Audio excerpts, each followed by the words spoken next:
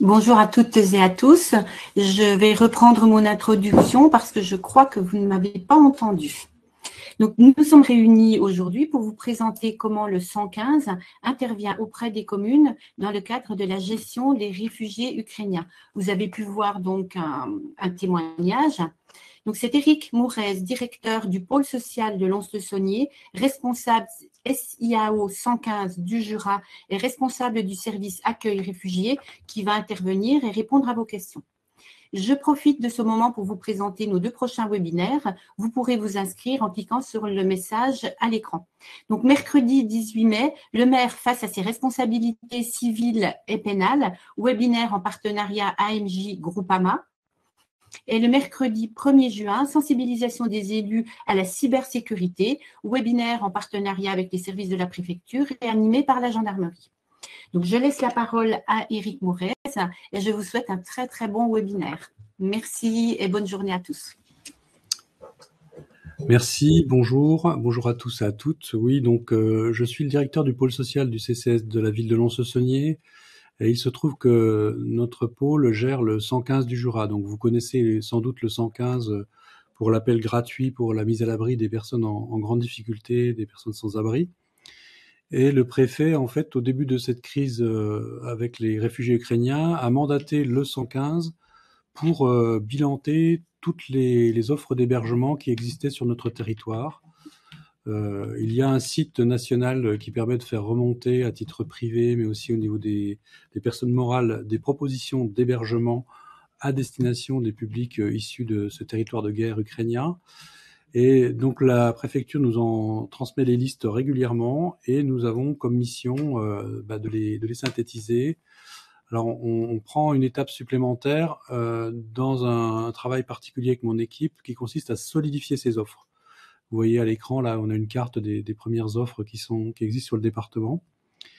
Alors, solidifier les offres, ça veut dire quoi? Dans le langage du 115 pour nous, ça veut dire qu'on a des personnes qui, dans un premier temps, dans l'intention de l'émotion, ont envie d'accueillir des réfugiés ukrainiens, donc chez eux, parmi leurs familles, ou quelquefois sur des hébergements qu'ils ont à part. Et donc, il faut que nous, on bilante après cette première émotion, le sérieux de la proposition, puisque derrière, effectivement, nous, on va avoir des familles qui vont arriver et qui vont pouvoir prétendre à ce type d'hébergement. Alors, vérifier le sérieux, c'est déjà, je le dis assez rapidement, c'est sur la durée. On ne peut pas aujourd'hui, compte tenu de la crise ukrainienne, envisager des hébergements sur des petites durées, 1 semaine, 15 jours. Lorsqu'on accueille des familles ukrainiennes, on a demandé à filtrer un petit peu les demandes pour au moins 4 mois. 4 mois, on sait qu'on a beaucoup de familles qui sont avec des enfants. Donc ça veut dire qu'on va scolariser les enfants sur un secteur et puis 4 mois, ça nous amènera au milieu des vacances. On espère que d'ici là, les choses se seront arrangées et que peut-être ces personnes auront pu trouver d'autres solutions. On croise les doigts pour que ce soit le cas. Mais voilà, la notion de 4 mois, c'est pour éviter qu'on ait des déplacements de personnes d'un hébergement à l'autre qui sont un gros facteur d'instabilité pour ces personnes qui sont déjà très traumatisées par rapport à ce qu'il se passe chez eux. Donc, le préfet nous a demandé de bilanter ces offres d'hébergement et en même temps, évidemment, de mettre en relation les demandes d'hébergement que nous recevons pour ces publics. Donc aujourd'hui, on a identifié 149 personnes sur le Jura, à peu près 150 personnes qui sont sur le Jura. Donc le 115 les a identifiées soit parce qu'elles sont arrivées par des créneaux qui étaient prévus par la préfecture. C'était le cas le 18 mars avec une arrivée de 28 personnes sur ce qu'on appelle un hotspot, nous au nord du département, dans un hôtel à Dole. Ou que ce soit des personnes qui aient directement pris contact avec le 115 pour nous annoncer leur arrivée ou l'arrivée de certains proches et qu'on cherche des solutions pour héberger ces personnes. Donc le premier travail, c'est de mettre ces personnes en relation. C'est pas toujours évident parce qu'on a beaucoup d'offres qui sont un petit peu dans la ruralité quelquefois. Ça pose des problèmes de transport, ça pose des problèmes d'équipement, de proximité des écoles. Enfin voilà, dans notre travail au niveau du SIAO, on est amené à bilanter tout ça. Donc au global, on a 300 offres qui sont arrivées au SIAO. On en a bilanté pour l'instant 191 parce que ça prend beaucoup de temps. Et donc, ça nous a créé 109 à peu près disponibilités pour l'instant sur lesquelles on peut compter d'ores et déjà. On a des hébergements par des personnes morales. Je vous cache pas que vous êtes des élus et que pour nous, au niveau du 115 du SIAO, c'est plus facile de travailler avec des collectivités locales qui ont des locaux à disposition parce que déjà, il y a pas de mix avec les personnes, il n'y a pas de cohabitation forcée. Parce que un des éléments de la loi, hein, dans le cadre de l'hébergement, c'est qu'on peut pas forcer des réfugiés à cohabiter chez quelqu'un. Donc c'est toujours avec leur accord, hein, qu'on est obligé de proposer des cohabitations. Donc c'est pour ça que tout ce qui est hébergement chez des personnes morales avec des collectivités, c'est tout de suite plus intéressant. Ça, c'est le premier aspect, c'est la mise à l'abri de ces personnes qui arrivent. Donc, par rapport à ce qui avait été annoncé dans les premiers temps de la crise, hein, où Monsieur le Préfet annonçait 200 réfugiés par semaine pendant 5 semaines, je dirais heureusement pour nous, ça n'a pas été le cas. On est sur des arrivées beaucoup plus sporadiques, moins de gros volumes. On avait prévu avec les services de l'État 3 hotspots pour accueillir des cars éventuellement. Donc j'ai dit tout à l'heure l'hôtel Leader à Dole au nord du département. On avait prévu la maison de retraite de Gizia au-dessus de Couzance. Et puis on avait aussi retenu une proposition qu'on a fait la communauté de communes de Terre d'Émeraude avec une colonie sur Uxelles vers Clairvaux. Donc ces 3 lieux-là étaient des lieux qu'on avait pré-réservés pour faire un arrivage de gros contingents de personnes par bus. Et ensuite après pour pouvoir les répartir en fonction des possibilités qu'on avait sur les personnes morales. Donc heureusement, on n'a pas encore eu recours à ces dispositifs. Et pour l'instant, ça n'a pas l'air de beaucoup s'accélérer au niveau de l'arrivée des volumes comme ça de personnes réfugiées. Alors l'explication en partiel de ce manque d'arrivée, c'est en fait que les réfugiés ukrainiens, comme tous les réfugiés pour lesquels nous travaillons le reste de l'année, ils ont des représentations sur nos territoires nationaux qui sont Paris, Lyon, Marseille, Bordeaux, des très grandes villes, et que nos petits départements ruraux, dans leur vision, c'est des lieux où ils ont l'impression qu'ils vont pas trouver forcément tous les services dont ils auront besoin, ou en tout cas retrouver des modes de vie proches de ce qu'ils ont quitté. Donc, par commentaire, déjà, ça, c'est quelque chose, depuis plusieurs années, déjà, on travaille. Vous savez qu'il y a eu 5 ans, il y a eu les desserrements des jungles de Calais, où l'État a réparti un petit peu les hébergements pour les réfugiés, y compris dans des petits départements comme le nôtre. Donc, le Jura est passé, par exemple, de 100 places d'accueil des réfugiés demandeurs d'asile à 500 places en quelques années, réparties sur tout le territoire, pour desserrer, effectivement, éviter que les réfugiés de toute nationalité s'empilent aux mêmes endroits et que ça pose des problèmes de cohabitation, voire de conditions de vie déplorables. Donc, c'est une démarche qui est assez productive en termes d'insertion parce que malgré tout, nos territoires se prêtent plutôt bien à accueillir ces personnes. Déjà parce que on a eu un engouement assez important. Des gens se sont mobilisés pour accueillir sur notre petit département 300 offres d'hébergement, c'est beaucoup.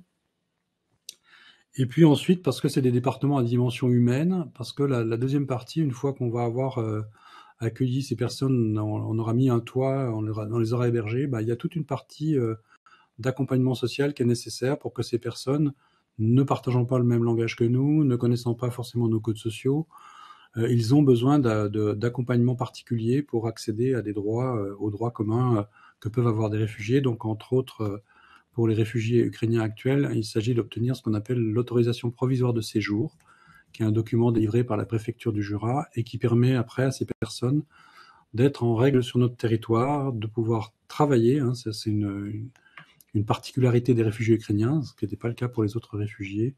Ils peuvent travailler avec cette autorisation provisoire de séjour, ils peuvent avoir accès à l'aide médicale, et puis donc ensuite, ils auront droit à ce qu'on appelle une allocation d'attente qui sera servie par l'Office français de l'immigration, qui est une allocation, je crois, de 200 € et quelques par personne, pour leur permettre à la fois hébergés de trouver soit du travail, soit de trouver d'autres solutions de pérennisation.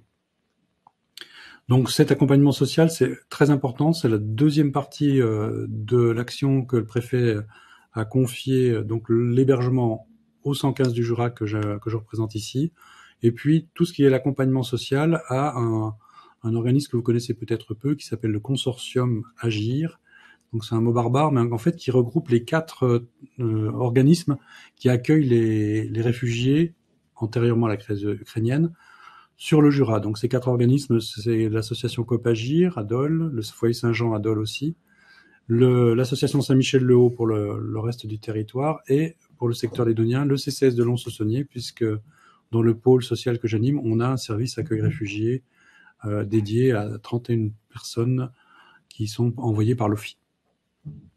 Voilà, à ce stade d'à peu près les éléments qui sont aujourd'hui en jeu dans cet accueil des services réfugiés: l'hébergement, la mise en relation avec des personnes accueillantes et des personnes accueillies, l'organisation de leur quotidien, l'accès à l'école pour les enfants, l'accès à la santé, l'accès aux droits, on en a parlé tout à l'heure avec la préfecture, et puis après l'accompagnement social qui est réalisé pour l'instant sur le secteur lédonien, entre autres par ma collègue qui s'appelle Lolita Garcia, qui est au CCS de Lons, qui était déjà engagée sur l'accompagnement d'autres réfugiés et qui a accepté de faire ce travail dans un surplus dans le premier temps du mois de mars.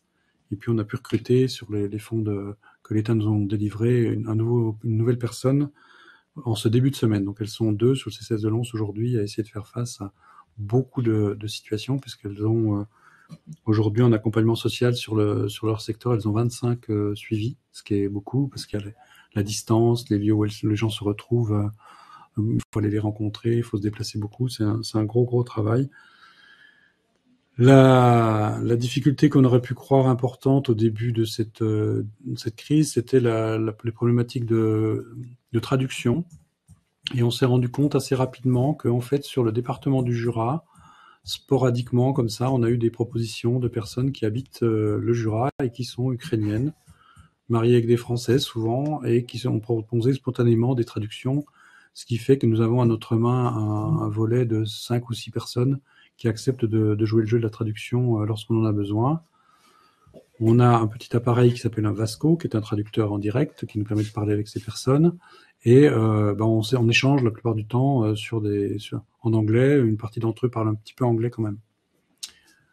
Voilà pour ce qui concerne cette première arrivée. Ce qu'on peut dire par rapport à ces publics, c'est que il faut les accueillir avec beaucoup d'empathie, parce que on ne mesure pas bien ce que c'est pour des personnes vivant dans le même niveau de vie que nous, quasiment, de voir des chars arriver et tirer sur des bâtiments, tirer sur leurs proches.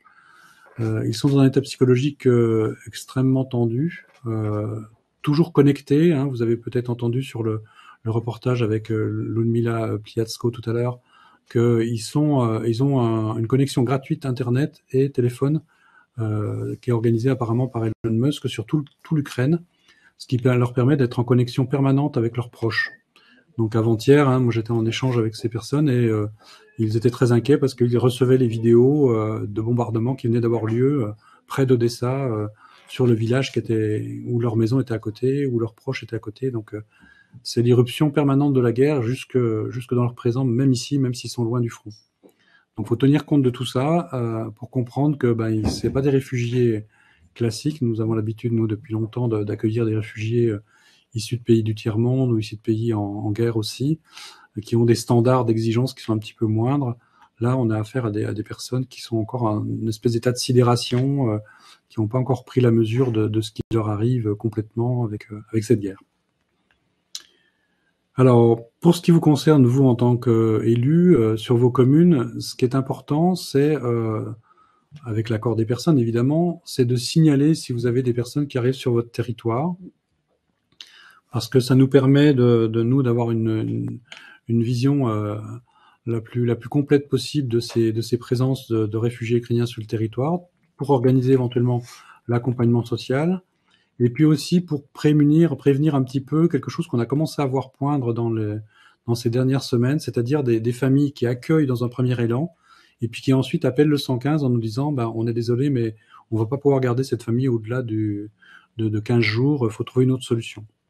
Donc ça, en sachant où les gens sont arrivés, dans quelle commune, combien, quelle composition familiale, ça nous permet, le cas échéant, d'anticiper ce genre de désagrément, de prendre en charge des familles qui ne peuvent plus prendre le relais de familles qui ne peuvent plus accueillir. Voilà. Alors donc, Apolline me dit qu'elle a lancé une question pour vous. si vous accueillez des réfugiés sur votre commune et que c'est intéressant qu'on puisse l'échanger ensemble pour qu'on éventuellement on en parle.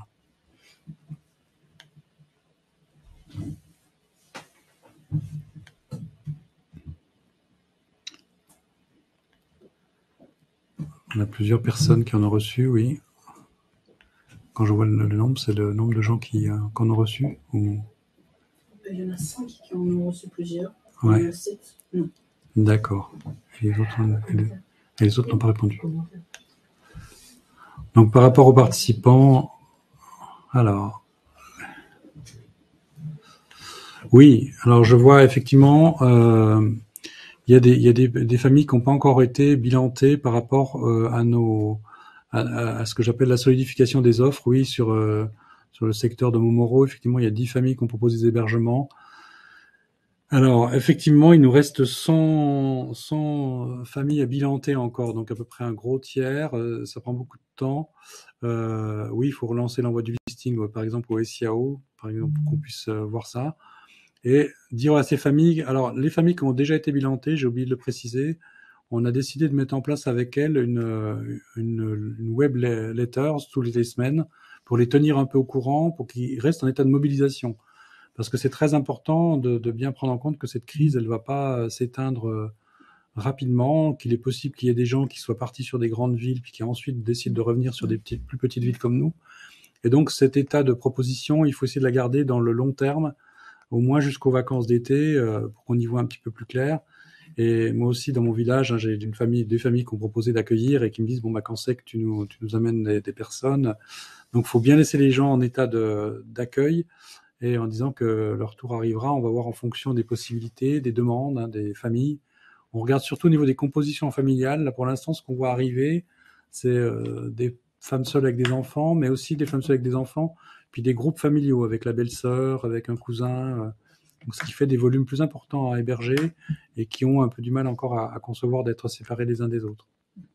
Mais oui, vous pouvez nous relancer au niveau du 115 du SIAO. Hein. Donc le 115 de SIAO, l'adresse, c'est au CCAS, 4 avenue du 44e RI, 39 000 Lons-le-Saunier, si vous avez des listings ou des éléments de ce genre à nous faire passer. Alors sur Blétran, c'est pas tout à fait exact. Je vois qu'il y a pas d'arrivée sur Blétran, mais je crois que sur le collège, il doit y avoir. On a un projet d'arrivée sur le collège. On vous tiendra au courant. Alors vous pouvez le faire. Je vois aussi des questions sur comment est-ce qu'il faut nous avertir. Donc déjà, ce que vous pouvez savoir, c'est que le 115 du Jura fonctionne 24 heures sur 24. Vous avez un ou une de mes collègues qui y répond. Donc évidemment, c'est peut-être un peu mieux de le faire en journée, de passer un coup de fil au 115 en disant voilà, je suis le référent de telle commune et nous avons une famille qui vient d'arriver, composée d'un couple, des enfants. Si possible, si vous avez l'état civil, c'est bien. On vous donnera les coordonnées mail pour nous adresser l'état civil ensuite. Vaut mieux appeler en journée parce que le soir, on est souvent très pris par l'hébergement d'urgence pour les SDF sur les coups de fil. Donc en journée, c'est un peu plus détendu. Alors, je vois qu'il y a des gens qui m'ont mis qu'ils ont des personnes, mais je ne sais pas de quelle commune, par contre. Madame Lavry. Ouais.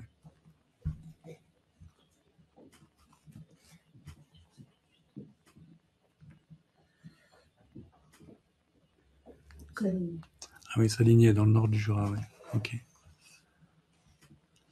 Alors, les choses aussi qui sont à concentrer dans vos communes, je pense que c'est important de sensibiliser vos concitoyens quand il y a l'accueil d'une famille sur des types d'aides qui peuvent être apportées à ces publics.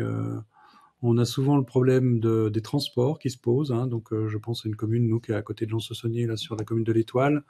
Bon, moi, je fais par exemple les allers-retours sur la ville, donc il m'arrive de covoiturer avec eux. Donc ça peut être une idée déjà très intéressante sur votre commune. Si vous savez qu'il y a une famille ukrainienne qui est arrivée, c'est rare qu'ils soient arrivés avec des véhicules. On en a quelques-uns avec des véhicules, mais c'est plutôt rare. Donc le covoiturage, organiser peut-être un site pour recueillir les possibilités de covoiturage depuis votre village sur la ville-centre, ça peut être quelque chose d'intéressant. Et puis quelque chose, alors bien sûr, tout ce qui concerne les besoins primaires, hein, bon, s'il y a un appartement qui soit meublé correctement, vérifier qu'il y ait bien le nécessaire pour se nourrir, qu'ils aient accès à l'alimentaire. Et une autre chose qui est importante et qu'on évoque peu souvent, mais c'est des gens qu'il faudra envisager de distraire aussi, parce que justement, je vous ai dit tout à l'heure, ils sont hyper connectés sur leur situation actuelle dans leur pays, et donc tout ce qui peut les distraire, leur faire connaître notre patrimoine, je sais pas, emmener les enfants se promener sur le lac ou aller proposer des choses de cet ordre-là, ça va permettre que au niveau psychologique, ils puissent un peu se détendre sur le sujet. On me dit les bus ne sont pas gratuits pour les réfugiés. Alors ce qui est gratuit, c'est la SNCF, et les bus, ça dépend de quel bus on parle, mais les bus Transvilles, oui, doivent être gratuits. Mais par contre, les bus sur les grandes collectivités, comme sur Lons, c'est en cours de discussion. Oui, dans Paris, il nous dit que vous avez accueilli sur votre logement ALT, allocation logement temporaire. Qu'en est-il de l'arrivée des autres familles chez des particuliers? Nous n'avons aucune info sur ce sujet. Merci. Alors, dans Paris, j'ai pas de connaissance d'autres arrivées pour l'instant, hein, parce que et sur le nord du département, on a une association qui est basée à Haut-de-Lange, qui est en train de concentrer aussi des arrivées et qui les répartit après chez des particuliers autour de la commune d'Amanges, je crois. Alors ça, c'est des choses qui arrivent un peu sous les radars du 115, donc on connaît pas tous les détails des arrivées, hein. Alors le nom de l'association, je crois que c'est Solidarité Ukraine, il me semble. Ouais, c'est Aurélie Weber, la personne qui est responsable de cette association, qui a des gîtes à Haut-de-Lange, je crois. Oui, Haut-de-Lange, Ukraine, peut-être, oui. Voilà. Alors juste par rapport à vos concitoyens, hein, qui se portent volontaires pour accueillir ces publics, hein, je redis ce qui est un peu notre quotidien, nous, du travail social, hein, c'est que s'engager auprès de personnes dans ces situations-là, c'est un engagement qui n'est pas anodin. Quand une famille accueille une femme avec des enfants, il faut savoir, et c'est déjà arrivé, hein, que les enfants quelquefois font des cauchemars la nuit, hein, parce que ils ont des stress post-traumatiques qui les amènent à avoir des insomnies, avoir des reviviscences des bombes ou des bruits d'avions qui passent. Alors sur le Val d'Amour, qui est responsable? Alors je ne sais pas sur le Val d'Amour qui est responsable. On a été en contact à un moment donné avec Monsieur Gauthier, mais je n'ai pas eu de suite après. Le directeur de la Concom. Ouais. On m'avait dit qu'il y avait peut-être quelque chose, mais il n'y a pas eu de suite. Sur le nord du département, ce que je peux juste dire au niveau de la cartographie, vous le voyez d'ailleurs, hein, on a peu de propositions de personnes morales sur le nord du département. C'est beaucoup plus des personnes privées qui se sont manifestées. Donc avec la difficulté que je vous expliquais tout à l'heure, que pour nous c'est un peu plus facile d'être en lien avec des collectivités territoriales qu'avec des personnes particulières.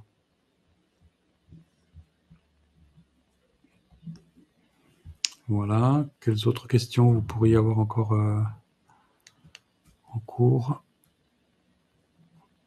Donc j'insiste, hein, sur l'élan de générosité, tous les dons qu'on a eus sur Lons-le-Saunier, par exemple. On a eu beaucoup de dons à Jura Park, beaucoup d'habits, beaucoup d'alimentaires. On a une grosse réunion ce soir à 18h organisée par ma directrice, Monsieur Ravier, pour essayer de synthétiser un petit peu et d'organiser un peu mieux toutes les initiatives qui se font autour de cette problématique, parce qu'aujourd'hui on n'a plus besoin je crois que c'est plus la peine d'amener des habits parce que c'est un petit peu saturé. Alors l'association, oui, la commune peut-elle passer par une association comme Agir pour accueillir une famille? Oui, j'étais à une réunion vendredi soir où Agir est en train de se positionner pour accueillir des réfugiés ukrainiens. On a travaillé avec eux dans le passé sur Lons-le-Saunier sur des accueils de réfugiés syriens. En principe, la modalité d'Agir, moi, ce qui est important, vous pouvez passer avec tous les interlocuteurs. Ce qui est très important, c'est de ne pas faire venir des gens sans être sûr qu'ils peuvent être accueillis dans un hébergement. C'est-à-dire qu'il faut déjà avoir l'hébergement et ensuite organiser l'arrivée. Parce que nous qui sommes des logisticiens, la difficulté, c'est ça, c'est que on risque de se trouver à un moment donné confronté à un arrivage massif et on ne pourra pas répondre favorablement à ces demandes. Donc avec l'association Agir, je pense que monsieur et madame Klinger, ils sont assez aguerris sur ce sujet. Ils identifient un lieu, ils le préparent et ensuite on fait venir des familles. Faut-il rester avec des associations locales ou différents contacts avec d'autres régions? Moi, je vous conseillerais volontiers d'être un petit peu plutôt en lien avec le 115 pour ce qui concerne des propositions que vous auriez ou pour qu'on puisse concentrer, avoir une vision un petit peu globale de ce qui se fait sur le département. Mais après, voilà, vous êtes s'il y a des associations locales qui travaillent, on va par exemple l'association d'eau de Lange, là je la rencontre demain soir, on va voir comment on s'organise pour mettre en place les choses correctement. Mais j'insiste sur ces arrivées intempestives non prévues. Il y a une semaine de là, j'ai passé 2 heures au téléphone parce qu'il y avait un bus ukrainien qui était sur l'aire d'autoroute d'eau de Lange avec 40 personnes dedans, qui était en panne parce qu'il avait été au bout des possibilités de son chronotachygraphe. Il était sur une station de 7 heures sans rouler. Il faisait très froid. Donc, d'un seul coup, nous, sur des petits départements comme le Jura, c'est très compliqué de loger 40 personnes en quelques heures sur des secteurs comme ça. Donc, on a dû avoir un gros travail de tractation et finalement, ils sont repartis en direction de l'Espagne où ils voulaient aller. Alors, question assez pénible à poser, mais ô combien vital pour nos CCS pensez-vous qu'il y aura des aides financières en direction des CCS de la part de l'État ou autre? Alors, ce que je peux juste dire des contacts que j'ai avec les services de l'État, donc c'est que pour l'instant non, mais mon interlocutrice au service de l'État m'a dit qu'il n'était pas exclu que sur des présentations de dossiers spécifiques, l'État puisse réagir favorablement quand même. Un petit conseil, excusez-moi, de l'AMF, gardez vos factures. Voilà. Oui, voilà, tout à fait. Gardez vos factures. Pour ce qui concerne le secteur lédonien, je peux peut-être dire une petite insert sur la partie lédonienne, parce qu'effectivement, comme on était habitué à ce genre de situation, les élus lédoniens ont un petit peu anticipé avec la création avec la mise à disposition de 9 logements sur la résidence étudiante qui était vide, et puis de 3 logements sur la résidence Colbert et 6 logements sur la résidence étudiante, ce qui fait que c'est pour ça qu'on a été en mesure d'accueillir les premières arrivées qui étaient arrivées de façon autonome, en voiture. Là-dessus, la Comcom d'Éclat a mobilisé une somme de 30 000 euros pour la ligne budgétaire sur l'accompagnement des réfugiés ukrainiens. Alors ça, c'est important parce que pour venir chercher, alors Bernard Joly, vous êtes de quelle commune? Je ne vois pas. Pouvons-nous venir sur chercher une voiture pour bébé ainsi que des couches? Oui, il faut prendre contact avec nos services au CCS, parce qu'effectivement, on peut vous dépanner sur des premières fournitures. Oui. Donc là, sur le CCS de Lons, quand vous voulez appeler le CCS pour... Ah oui, monsieur Bernard Joly de Salière, oui, on avait travaillé ensemble sur l'accueil de familles syriennes déjà. Oui. Donc oui, le téléphone du CCS pour vous renseigner et pas vous déplacer en étant sûr de ne pas pouvoir avoir gain de cause. Le téléphone du standard du CCS, c'est le 03 84 47 88 19. Donc vous appelez sur notre accueil en amont, vous faites part de votre demande, et puis nous, en fonction de ce qu'on peut faire, on vous répondra favorablement ou pas. Mais des couches et de la nourriture pour bébé, on en a, oui. Sur le loisir culture sport. Oui. Dons aussi. Est-ce qu'on... Alors les dons. Oui, voilà. Alors les dons, on a déjà répondu à ce genre de... Comme on a cette ligne budgétaire sur le CCS de Lons qui a été abondée par les éclats, donc effectivement les dons en argent sont possibles pour qu'on vienne alimenter cette ligne budgétaire. Est-ce qu'il vaut mieux favoriser les dons en argent plutôt que les dons en matériel à ce jour? Oui, très clairement. C'est très clairement un peu bateau, mais effectivement, il vaut mieux privilégier les dons en argent que les dons en nature, parce que ce soir, donc, on va faire cette rencontre avec tous les prestataires qui se sont mobilisés pour l'Ukraine, et donc on a beaucoup de dons, par exemple des dons d'habits. On va essayer de voir avec l'association Oasis si elle peut récupérer les habits qui ont été donnés, et ensuite, par contre, donner un accès aux familles ukrainiennes quand elles ont besoin d'habits, quoi. Plutôt que nous de trier les habits, eux c'est leur métier. Sur les meubles, c'est la même chose. On va essayer de voir avec les structures qui collectent des meubles pour pour qu'il soit plateforme d'accueil, et puis qu'après, quand on aura besoin de meubler les logements pour des personnes qui voudraient rester ici, c'est intéressant de pouvoir avoir ces meubles à disposition, mais chez un prestataire associatif. Alors je vois à Saint-Claude, Madame Billard qui nous dit les élus ont fait une enveloppe, une certaine somme a été attribuée à la famille ukrainienne en attendant leur carte de paiement. Oui, c'est très bien. Oui, je sais que sur Saint-Claude, vous avez accueilli une famille qu'on vous a adressée sur un logement ALT. Oui, je crois d'ailleurs qu'il y a une personne qui est un peu handicapée en ce moment dans cette famille parce qu'elle a une gouttière à la jambe et que ça ne facilite pas les déplacements.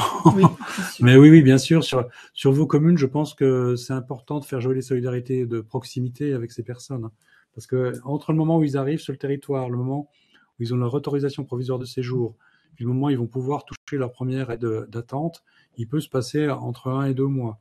Même si la préfecture aujourd'hui réagit assez vite, il faut savoir qu'il peut se passer entre 1 et 2 mois. Ce qu'il faut savoir aussi, c'est qu'ils n'ont plus accès à leur compte bancaire en Ukraine, parce que tout est bloqué depuis ils n'ont pas d'échange possible. Donc, sauf s'ils sont partis avec des liquidités en dollars, c'est ce que souvent le cas, ils sont plutôt démunis. Ouais.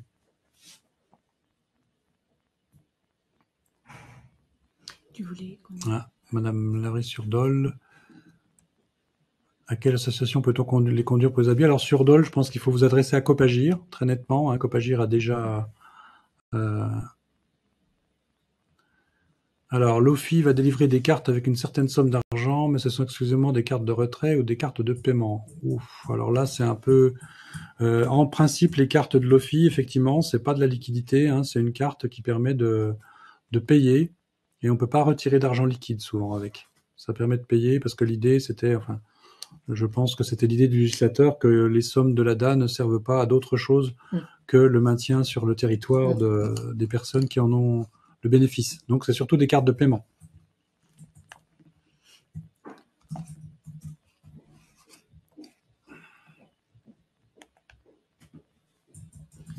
Pauline, tu voulais évoquer accès à la culture. Accès à la culture. Oui, oui. Oui, revenir sur ce que je disais tout à l'heure, tout ce qui permet dans vos communes d'accéder à des distractions pour ces familles, de proposer du sport pour les enfants, de proposer pourquoi pas des spectacles. Nous, sur Lons-le-Saunier, les familles qui sont allées au théâtre, bon, elles parlent pas français, mais ça fait rien, elles ont vu le théâtre, elles étaient très très contentes d'être accueillies dans cet espace-là. Les balades, le sport. On a une jeune femme, par exemple, sur Lons-le-Saunier, au niveau du suivi social, on a pu détecter que c'est une championne d'aviron dans son pays, au niveau national. Donc, elle tourne un peu en rond sur le terrain de sport du collège. Donc, on va essayer d'organiser. Il y a un stage pour Pâques, là. Elle va pouvoir participer, faire un stage sur Belsin avec l'équipe d'aviron, le club. Je ne sais pas quel club il s'agit. Donc, toutes ces initiatives-là, quand vous pouvez les proposer aux gens, c'est important, quoi. C'est très très important de pouvoir distraire un peu les enfants. Alors une précision aussi par rapport aux enfants, et même quelquefois par rapport à certains des adultes. Les enfants, par exemple, ce qu'il faut savoir, c'est que ils continuent, pour certains d'entre eux, de suivre leurs cours en visio dans leur pays d'origine. Donc il y a des accords quelquefois. On a eu dans l'accompagnement social à trouver des accords avec les instituteurs pour que l'enfant puisse continuer à faire les deux, vienne sur l'école française et en même temps puisse suivre un petit peu ce qui se passe dans son pays. Ça, c'est très surréaliste. On a une professeure de français, par exemple, du lycée français de Kiev, qui continue à donner ses cours depuis ici, en Ukraine. Donc, c'est des situations assez compliquées à imaginer pour nous.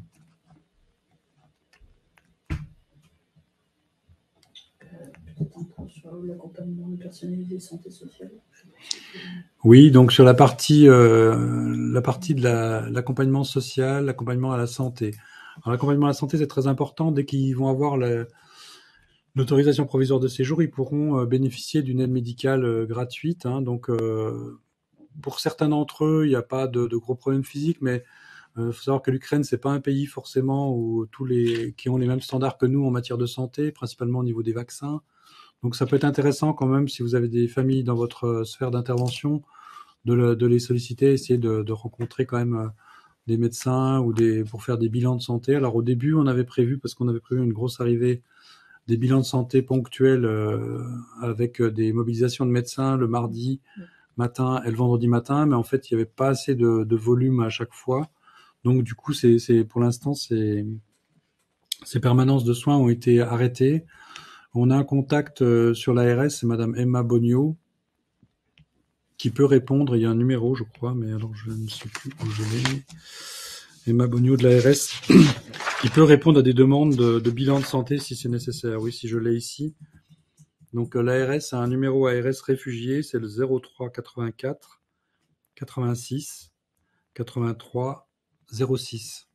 C'est Emma Bogno, donc c'est la déléguée de l'ARS qui s'occupe particulièrement de ces situations pour les réfugiés. Si sur votre territoire, vous avez des personnes qui ont des problèmes de santé qui n'arrivent pas à les résoudre. Et puis sinon, au niveau du département, hein, il y a 2 plateformes d'accès aux soins gratuites. L'une sur Lons, au 03 84 43 22 80. C'est l'association AIR. Et l'autre plateforme d'accès aux soins, c'est DOL, qui est au 03 84 79 66 45. Voilà, ça c'est des plateformes d'accès aux soins gratuits pour des gens qui auraient besoin de soins urgents, qui n'ont pas encore une couverture santé ou qui peuvent pas aller accéder à un médecin. Alors dans le même ordre d'idée, effectivement, sur la partie psychologique, pour l'instant, ce qui avait été convenu avec l'ARS, c'est que les médecins de la CUMP, de la cellule d'urgence médico-psychologique, puissent être mobilisés au niveau du 15. Donc ça, c'est quelque chose à voir avec Madame Bogno sur les références que j'ai données tout à l'heure. Si vous avez des personnes qui sont atteintes de troubles psychiques importants dans votre secteur. Sinon, ce qu'il faut savoir, c'est que dans nos dispositifs, en particulier nous sur le CCS de Lons, on a des travailleurs sociaux qui interviennent et on a une psychologue aussi qui est à mi-temps sur ce travail d'accueil des réfugiés. Donc, si vous êtes sur le secteur lédonien, le cas échéant, vous pouvez pareil nous contacter sur le standard du CCAS que j'ai donné tout à l'heure, là au 84 47 88 19, pour éventuellement une consultation sur ce plan-là. Et sur le secteur de DOL, il faut contacter les structures que j'ai évoquées tout à l'heure, Copagir et le Foyer Saint-Jean.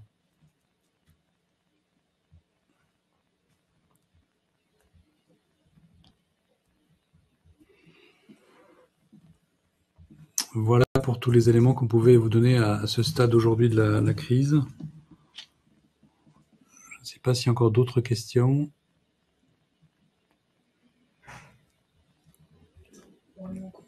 C'est bon ? Très bien. On va conclure. Très bien. Écoutez, nous vous remercions pour votre attention. Et puis, donc, pour les personnes, enfin, pour tout le monde, vous êtes inscrit, donc vous pouvez revoir ce webinaire et donc récupérer certaines informations si vous n'avez pas eu le temps de noter. Et puis, autrement, nous tenons à votre disposition pour toute information complémentaire, tout comme monsieur le directeur, qui, bien évidemment, se tient également à votre disposition. Merci beaucoup et à très bientôt. Bonne journée. Au revoir. Merci, au revoir.